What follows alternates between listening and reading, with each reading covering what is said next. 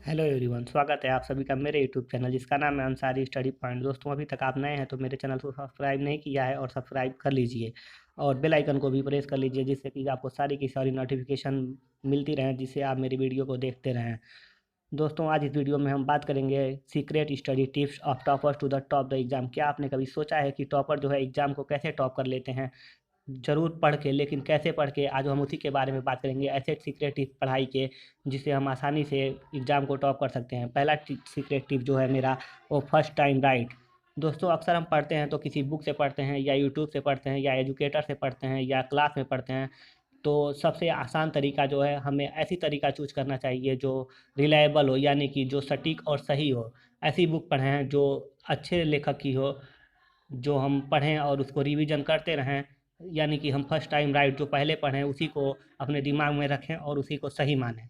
अगला हो गया, दूसरा जो हो गया स्टिकी नोट्स। दोस्तों, अगला जो है सीक्रेट, वो बहुत ही ज़रूरी और बेहद ही आसान है, जो अक्सर टॉपर करते रहते हैं, अपने खुद का नोट्स बनाते हैं, दूसरे के नोट्स पे निर्भर नहीं करते हैं। अक्सर हम देखते हैं कि जो बच्चे पढ़ने में कमज़ोर होते हैं वो दूसरों से नोट्स अपना मांगते रहते हैं, दूसरे का नोट्स, और कहते हैं कि व्हाट्सअप कर दो, जीरोक्स कराना है, और या पीडीएफ भेज दो या मेल कर दो, हम उसी से पढ़ेंगे। लेकिन ऐसा बिल्कुल करना नहीं चाहिए। टॉपर जो है खुद का अपना नोट्स बनाते हैं, और नोट्स कब से बनाते हैं? एकदम शुरू से, जब से पढ़ाई शुरू होगी तभी से बनाते हैं। हमें भी अगर एग्ज़ाम को टॉप करना है तो ऐसे ही शुरू से नोट्स बनाना चाहिए। और नोट्स भी एकदम कलरफुल नहीं, ये नहीं कि पूरे रूम को सजा लें, ज़्यादा डेकोरेट कर लें, जैसे आपको आसान लगे अपने हिसाब से नोट्स बनाएं।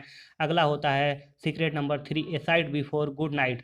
अक्सर हम, ये बिल्कुल आसान सा सीक्रेट है जो, और बहुत ही इम्पोर्टेंट सीक्रेट है, जो हम भी आज दिन भर में पढ़ें, उसको सोने से पहले रिवीजन कर लें। और रिवीजन करके जब हम सोएंगे तो हमारे दिमाग में वही बातें चलती रहेंगी, और सुबह जब हम उठेंगे तो देखेंगे कि हमें वो सारी की सारी चीज़ें एकदम फ्रेश, ताज़ा याद रहेंगी।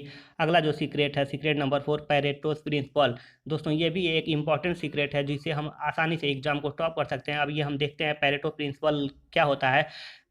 विल्फ्रेडो पैरेटो एक एन इकोनॉमिस्ट से, उन्होंने एक थ्योरी दी थी कि 80/20, यानी 80% जो रिजल्ट आता है वो हम जो 20% एक्शन करते हैं उन्हीं से आता है। ऐसे ही हम देखते हैं कि हमारा सिलेबस एग्जाम का बहुत बड़ा होता है, और 80% जो क्वेश्चन आते हैं हमारे पेपर में, वो लगभग 20 to 30% ही हमारे सिलेबस से आते हैं।